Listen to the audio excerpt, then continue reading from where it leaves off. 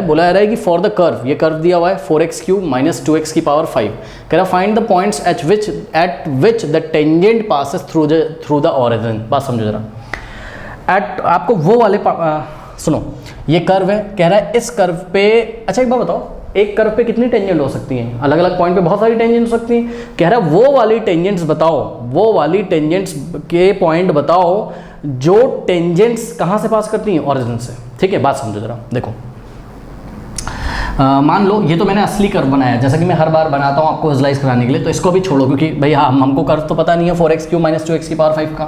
तो हमने क्या किया, हमने मन में सोचा कि भाई कोई कर्व है, कुछ भी कर्व है, ठीक है, बात समझिए जरा, कुछ भी कर्व है, मान लीजिए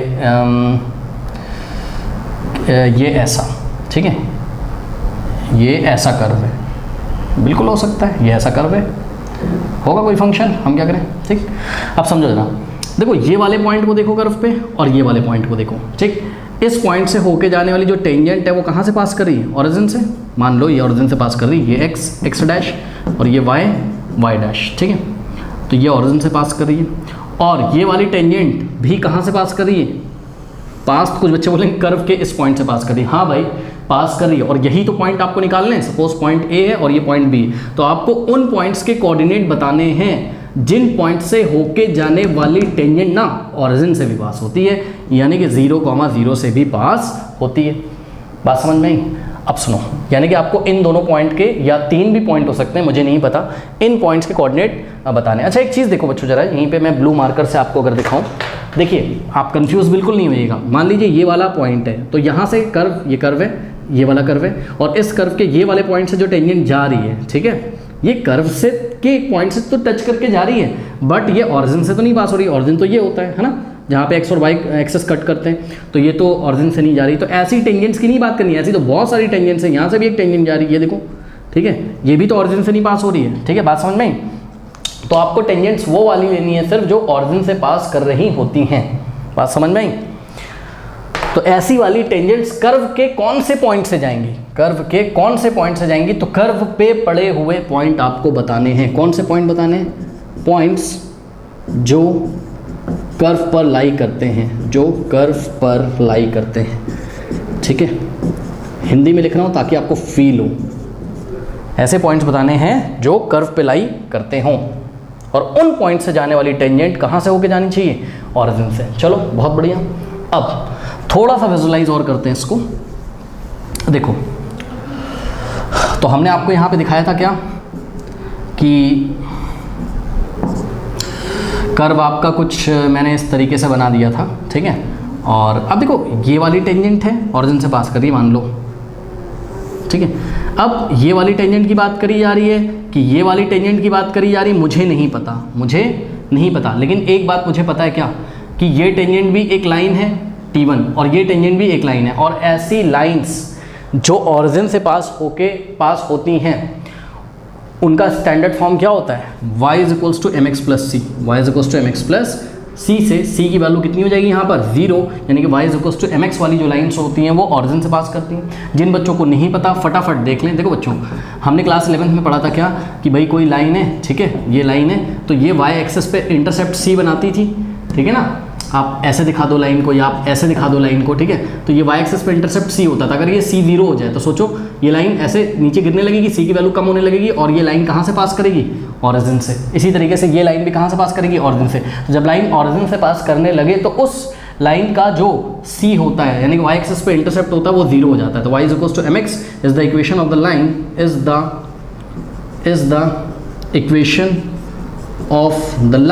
the equation of the line passes through origin, passes through origin। बात समझ में आई?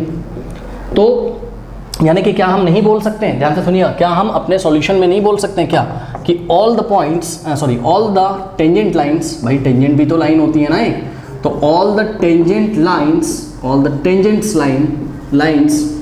which passes through origin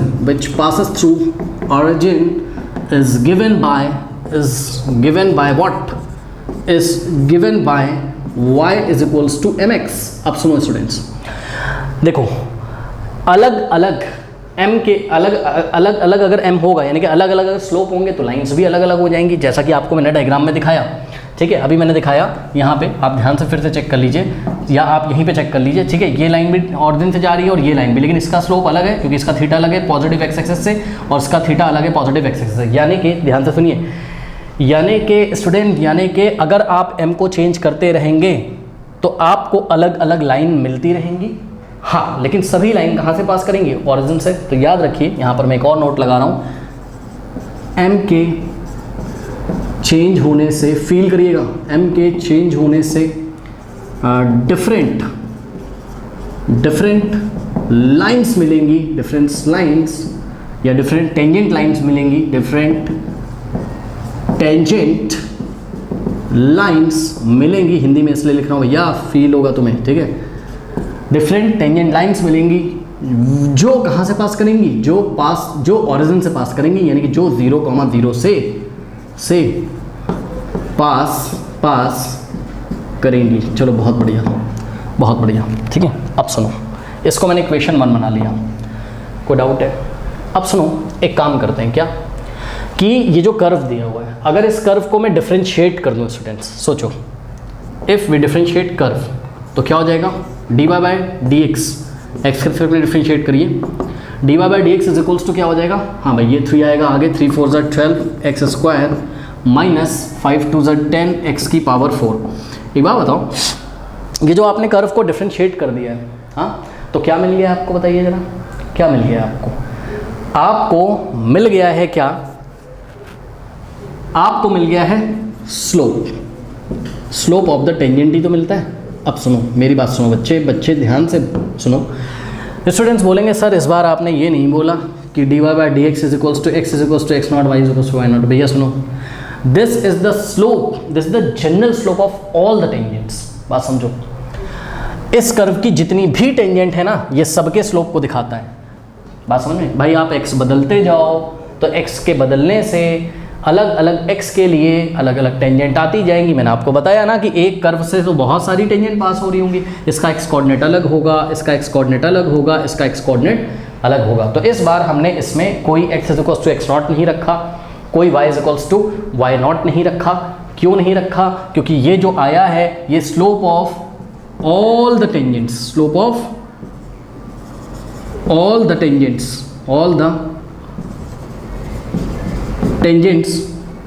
slope of all the tangents to the curve को बता रहा है, to the curve को बता रहा है। ठीक है, these slope will be different, these slopes will be different, these slope will be different for different values of x, for different values of x। यानी कि आप x की वैल्यू जो मन है वो रखते जाओ, तो x कोऑर्डिनेट जो भी रखोगे तो उस x कोऑर्डिनेट पे कुछ y कोऑर्डिनेट भी होगा, तो आपको एक पॉइंट मिलेगा, तो उस पॉइंट से होके जाने वाली जो टेंजेंट होगी उसका स्लोप आ जाएगा। तो ये आपको सभी टेंजेंट्स का स्लोप बता रहा है। सुनो, मैंने यहाँ पर क्या लिखा था? मैंने लिखा था ये m क्या है, m क्या है, m भी क्या दिखा रहा है? ये slope of all the tangents दिखा रहा है, और ये भी तो क्या है? Slope of all the tangents है। फील करो ना भैया, ये किसकी इक्वेशन थी बताओ? ये टेंजेंट लाइन की इक्वेशंस थी। क्यों? क्योंकि वो क्या बोल रहा था? टेंजेंट लाइन कहाँ से पास करती है? टेंजेंट लाइन कहाँ से पास करती है? टेंजेंट लाइन ऑरिजिन से पास करती है, तो उनकी इक्वेशन ये रही, और उन टेंजेंट्स का स्लोप यही तो है। और अभी तो मैंने तुमको बोला कि टेंजेंट का स्लोप ये भी तो है, यानी कि यही m है, यही m है। बात समझ में? अब सुनो, अगर मैं तुमको बोलूँ कि क्या इस m को मैं इक्वेशन नंबर 1 में पुट कर सकता हूँ? बिल्कुल पुट कर सकता हूँ। तो मैंने क्या किया, y इज इक्वल्स टू इस m की जगह मैंने इन टेंजेंट्स का स्लोप रख दिया, स्लोप का जनरल फॉर्म रख दिया, क्योंकि x के चेंज करने से अलग अलग स्लोप आएंगे, अलग अलग स्लोप आएंगे तो अलग अलग टेंजेंट्स की बात हो रही होगी, लेकिन हमको तो वो वाले टेंजेंट्स की बात करनी है जो टेंजेंट्स कहाँ से पास करते हैं? ऑरिजिन से। इसलिए स्लोप को उठा के हमने जो टेंजेंट्स ऑरिजिन से पास करते थे उनकी इक्वेशन में हमने रख दिया।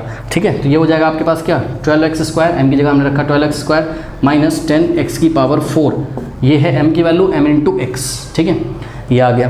तो यहाँ से हमने अगर इसको सॉल्व किया तो आ गया 12x की क्यूब, ये x मल्टीप्लाई करेगा अंदर, माइनस 10x की पावर क्या हो गया? 5 हो गया। ठीक है, चलो बहुत बढ़िया। अब एक बात बताओ स्टूडेंट्स, एक बात बताओ क्या कि ये जो y है ये क्या है बताओ, ये y है ये क्या है सुनो मेरी बात, इस इक्वेशन में जितने भी, इस इक्वेशन में ये x और y जो हैं ये किसको बता रहे हैं, ये उन पॉइंट्स को बता रहे हैं, ये उन पॉइंट्स को बता रहे हैं जो पॉइंट कहाँ लाई करते हैं, टेंजेंट पे, जो पॉइंट कहाँ लाई करते हैं, टेंजेंट पे, यानी कि x एंड y भाई ये किसकी इक्वेशन है यार, भाई टेंजेंट की तो इक्वेशन है। कौन सी टेंजेंट, वो सभी टेंजेंट जो कहाँ से पास करती हैं, ऑरिजिन से। तो ये हमने बना ली एक तरीके से टेंजेंट की इक्वेशन, बस स्लोप की वैल्यू डाल दी हमने टेंजेंट की, ठीक है। तो इसमें जो x और y है वो किसको बताते हैं, ये x और y उन पॉइंट्स को बताएंगे जो पॉइंट कहाँ लाई करते हैं, टेंजेंट पे। बात समझो ना भैया, अगर ये टेंजेंट की इक्वेशन है तो टेंजेंट जिस जिस पॉइंट से जा रहा होगा उस पॉइंट की इन्फॉर्मेशन कौन देगा हमको, x। अरे खुद सोचो ना, अगर हम x की वैल्यू रखते जाएं, ठीक है, और y की अगर हम निकालते जाएं, ठीक, तो हमको डिफरेंट पॉइंट x, y मिलेंगे और उसी की हेल्प से तो हम टेंजेंट को प्लॉट कर सकते हैं ना। बात समझ में आई कि नहीं आई। तो स्टूडेंट्स ये वाली जो इक्वेशन है ये ऑल द टेंजेंट्स को बताती जो ऑरिजिन से पास हो रही है। अब कुछ बच्चे बोलेंगे ये तो मुझे स्ट्रेट लाइन जैसा दिखाई नहीं पड़ रहा है, यहाँ तो ये x³ आ रहा है और x⁵। अरे भैया वो इसलिए आ रहा है क्योंकि ये वाला जो पोर्शन था ना वो स्लोप को दिखा रहा था, वो जनरल स्लोप को दिखा रहा था, तो उसको मल्टीप्लाई x से करने से ऐसा आ गया। एक्चुअल में ये यही फॉर्म है, m तो कोई नंबर है ना, अगर आप कोई पर्टिकुलर x रखोगे, ठीक है, कोई पर्टिकुलर कोऑर्डिनेट x कोऑर्डिनेट रखोगे तो m कुछ ना कुछ आ जाएगा ना। यहाँ से ध्यान से चेक करो भाई, यही तो m है, आप x की वैल्यू रखो तो m एक नंबर होगा ना, तो उसकी टेंशन क्या है, तो नंबर इंटू x टाइप का तो होगा, लीनियर ही तो होगा, x⁴ ही तो होगी, x⁵, x⁵ कहाँ होगी यार, ठीक है ना।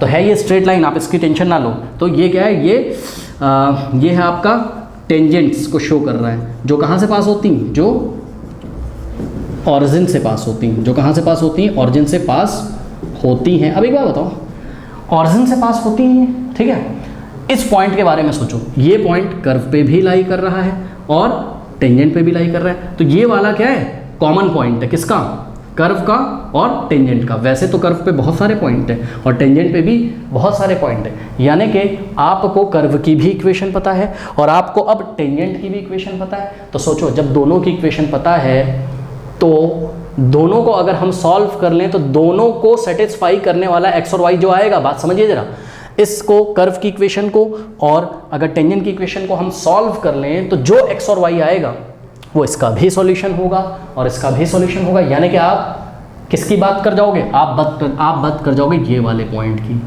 ठीक है। याद है ना, जब दो इक्वेशंस दी रहती हैं उनको अगर हम सॉल्व करें, x और y जो निकलता है वो पहली को भी सेटिस्फाई करता है, दूसरी को भी, यानी कि वो पहले का भी सॉल्यूशन है, दूसरे का भी सॉल्यूशन है, यानी कि वो दोनों का कॉमन सॉल्यूशन है। तो हमको दोनों का कॉमन पॉइंट मिल जाएगा अगर हम कर्व की इक्वेशन सॉल्व कर लें और इस हम टेंजेंट की अगर इक्वेशन सॉल्व कर लें। तो लेट अस से कि ये है आपका क्या, इक्वेशन 1 और ये है इक्वेशन नंबर 2। तो सॉल्विंग 1 एंड 2 कैसे सॉल्व करोगे बताओ, ये भी y के इक्वल है और ये भी y के इक्वल है, तो दोनों y के इक्वल है, दोनों का RHS इक्वल रख सकते हो। बच्चे बोले ये क्या कर रहे हो, अरे भैया सुनो ध्यान से, यहाँ पर जो x, y होंगे ना वो टेंजेंट पे भी लाई कर रहे हैं और कर्व पे भी लाई कर रहे हैं। इसका मतलब ये वाला जो y है ना, आप ये जो y कोऑर्डिनेट है इस पॉइंट पे, आप चाहे उसको कर्व का y बोलो और आप चाहे उसको किसका y बोलो, टेंजेंट का y बोलो, बात क्या है, सेम है। यही रीज़न है मैंने कर्व के y और टेंजेंट के y को आपस में इक्वल कर दिया, ठीक है। मतलब ये वाला पोर्शन और ये वाला पोर्शन में आपस में इक्वल करके इक्वेशन को सॉल्व करूँगा, ठीक है। तो यहीं पे सॉल्व करते हैं, ध्यान से चेक करिए। ये हो जाएगा आपका from equation 1 and 2 this portion is equals to means 12 x⁵ minus 10 x⁵ is equals to what, is equals to 4x³ minus 2x⁵।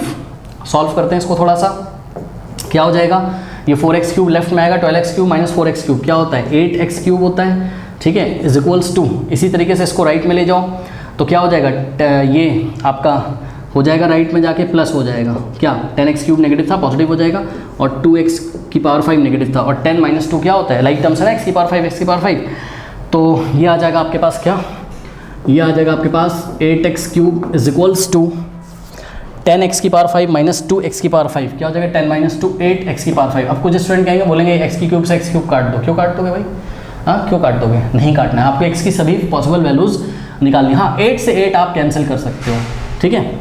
अब ध्यान से चेक करिए क्या कि 10x⁵ माइनस 2x⁵, ये क्या हो जाएगा 10 माइनस 2 के लाइक टर्म्स है ना, x⁵ तो माइनस कर सकते हैं, 10 माइनस 2 क्या होता है 8x⁵। अब कुछ स्टूडेंट क्या बोलेंगे सर एक काम करो, x³ से x³ यहाँ पे काट दो, कटेगा क्या, कट तो जाएगा बट काटना नहीं है। अरे वो वेरिएबल है, उसी की तो वैल्यू निकालनी है। अगर काट ही दोगे तो शायद x की पॉसिबल वैल्यूज ना आ पाए ना, प्रॉब्लम हो जाएगी। 8 से 8 कट जाएगा, हाँ 8 से 8 कट जाएगा, बोथ साइड 8 से डिवाइड लगा दो। अब ध्यान से चेक करो यहाँ पे क्या हो जाएगा बच्चों, हमने क्या किया, हमने यहाँ लिखा x³ और ये x की पावर 5 को लेफ्ट में लेके आए, तो x की पावर 5 लेफ्ट में आके नेगेटिव हो गया, इज इक्वल्स टू भी 0 और यहाँ से आप कॉमन लोगे क्या, x की पावर 3 आपने कॉमन ले लिया, यहाँ क्या बचेगा 1 बचेगा, माइनस यहाँ क्या बचेगा x² is equals to what 0।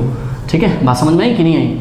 ठीक है, तो यहाँ से अगर हम वैल्यूज निकालेंगे किसकी, x की, तो देखो x³ इंटू 1 माइनस x का स्क्वायर, तो इसका और इसका प्रोडक्ट क्या है 0 है, तो या तो x³ 0 होगा या तो ये 0 होगा, तो दोनों को हम कंसीडर करते हैं। ठीक है ना, तो अब ध्यान से चेक करिए, थोड़ा सा इस क्वेश्चन में जगह हमारे पास कम है, तो ध्यान से चेक करिएगा, या तो x³ 0 होगा, मतलब x³ इज इक्वल्स टू 0 और 1 minus x² is equals to 0। तो यहाँ सॉल्व करोगे तो 1 is equals to x² right में जाके पॉजिटिव हो जाएगा x²। Now x² is equals to 1 है, तो x इज इक्वल्स टू क्या आ जाएगा प्लस माइनस 1। अरे 1 का स्क्वायर रूट लो, आगे प्लस माइनस लगाओ, 1 का स्क्वायर रूट 1 ही तो होता है, प्लस माइनस 1। और x³ अगर 0 है तो भाई 0 का क्यूब रूट क्या होता है 0 तो होता है, तो x की वैल्यू क्या आ गई भाई। और सिंपल सा फंडा है यार, अगर x का क्यूब 0 है तो x को 0 होना पड़ेगा, तभी 0 का क्यूब भी 0 होता है और किसका क्यूब 0 होता है। ठीक है, तो x 0 हो गया और x क्या हो गया प्लस 1 माइनस 1, यानी कि x की 3 वैल्यूज आएंगी। एक तो आया x इज इक्वल्स टू 0, दूसरा आया आपके पास x is equals to what, x is equals to आया है आपके पास प्लस 1, और तीसरा आया है आपके पास x is equals to minus 1। बात समझ में आई? अब ये x की वैल्यूज़ आप उठा के चाहें इस टेंजेंट की इक्वेशन में रख दीजिए और चाहे आप उठा के कर्व की इक्वेशन में रख दीजिए, बिकॉज आपने इन दोनों को सॉल्व किया था ना, तो आपको वो वाले कॉमन पॉइंट मिलने चाहिए। कौन से वाले, ये वाले। बात समझ में? अब देखो यहाँ हमने 2 ही टेंजेंट दिखाई हैं, लेकिन एक्चुअल में 3 टेंजेंट है, क्योंकि x की 3 वैल्यूज आ रही हैं, तो y की भी 3 वैल्यूज आएंगी, यानी कि 3 ऐसे पॉइंट होंगे जहाँ से जाने वाली टेंजेंट ऑरिजिन से पास होगी। अभी मैं आपको दिखाऊंगा, ठीक है, तो इतना आप कॉपी कर लीजिए, तो मैं आपको y निकाल के दिखाता हूँ। इतना कॉपी कर लीजिए, ठीक है, तो कर लिया। चलो देखो जरा, अब ध्यान से चेक करो क्या, if x is equals to 0, तो if x is equals to 0 तो y कितना हो जाएगा, y इज इक्वल्स टू, हाँ भाई 4 इंटू 0 का क्यूब, ये हो गया 0, माइनस 2 इंटू x की पावर 5, यानी कि 0 की पावर 5 0 होता है, 2 इंटू 0 0, यानी कि y पे कितना हो गया 0। तो फर्स्ट जो कोऑर्डिनेट है आपको वो मिला क्या, यहाँ आंसर लिख रहे हैं हम, फर्स्ट जो पॉइंट है वो मिला 0,0। ठीक, अब सेकंड देखिए। अच्छा एक चीज़ और, अगर तुम टेंजेंट में भी x की वैल्यू कितनी रखते 0 तो y 0 आ जाता, ठीक है, क्योंकि वो टेंजेंट को भी सेटिस्फाई करेगी और कर्व को भी सेटिस्फाई करेगी। If x is equals to 1 रखा मैंने प्लस 1, तो y कितना आ जाएगा, y यहाँ से आ जाएगा कितना, कितना आ जाएगा ये 4 माइनस 2, ठीक है, 1 का क्यूब 1, 4 1 4 माइनस 2, कितना आ जाएगा 2, यानी कि 1,2 इज़ द सेकेंड पॉइंट, तो 1,2 इज़ द सेकेंड पॉइंट। अच्छा अगर हम यहाँ रखते तो 1, ध्यान से चेक करो, तब भी कितना आता है y का वैल्यू 2, 12 माइनस 10 कितना हो जाता है, x का वैल्यू 1 रखो ना यार, इसमें 2 ही तो आएगा। ठीक है, नाउ इफ़ x y 2 ही तो आएगा, if x is equals to -1 ले लें अगर हम, तो y कितना हो जाएगा, यहाँ से चेक करो, हाँ भाई ध्यान दे प्लीज़, x की जगह -1 रखोगे, -1 का क्यूब क्या होता है -1, 4 इंटू -1 -4 माइनस x की पावर 5, x की पावर 5 ऑड पावर है, तो -1 की पावर 5 क्या आएगा, -1 ही तो आएगा, तो माइनस माइनस क्या हो जाएगा प्लस, और 2 1 2, तो प्लस का 2, तो ये आ गया -2, यानी कि 1 यानी कि -1, -2, ठीक है, तो -1, -2। और एक चीज़ और आप देख लीजिए कि अगर x इज इक्वल्स टू -1 हम यहाँ रखते टेंजेंट में, ठीक है, तब भी हमारा आंसर कितना आ जाता, रख के चेक कर लो, ये हो जाता कितना -12 और ये हो जाता क्या आपका +10, तो आंसर क्या आता -2 ही तो आता भाई। तो जहाँ भी रखना हो वहाँ रख लो। तो आपके पास स्टूडेंट यहाँ पर 3 पॉइंट आए हैं, 0,0, 1,2, -1, -2, यानी कि ये वो 3 पॉइंट हैं जिन पॉइंट से होके जाने वाली, ये पॉइंट कहाँ है, ये पॉइंट टेंजेंट पे तो हैं ही, ये पॉइंट ऑफ कॉन्टेक्ट हैं, कर्व पे लाई कर रहे हैं जहाँ से टेंजेंट जा रही है, और वो टेंजेंट कहाँ से जा रही है, ऑरिजिन से। आइए आपको दिखाते हैं कि पूरा गेम चल क्या रहा था। ये असली में कर्व था, ठीक है, अगर हमने बोला कि भाई एक टेंजेंट पास कर रही 0,0 से, तो ये वाला पॉइंट आपका, ये देखो ब्लू पेन से आपको कर्व दिख रहा होगा, ठीक है, तो यहाँ से जाने वाली टेंजेंट ऐसे होगी, ध्यान चेक करो, यहाँ से जाने वाली टेंजेंट 0,0 से जाने वाली टेंजेंट ऐसे होगी, ये देखो, और ये किसके पैरेलल होगी बताओ।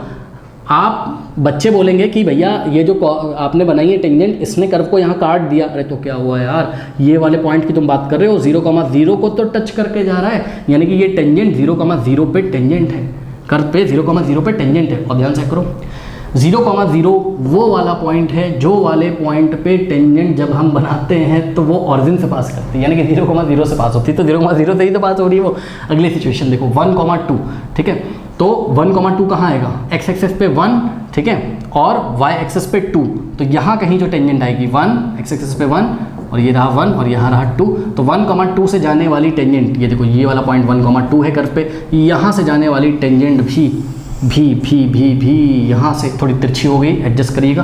ये आपकी टेंजेंट T1 थी जो 0,0 से पास हो रही थी और ऑरिजिन से पास हो रही थी, ये 1,2 से पास हो रही है, कर्व पे 1,2 से पास हो रही है और ऑरिजिन से भी पास हो रही है।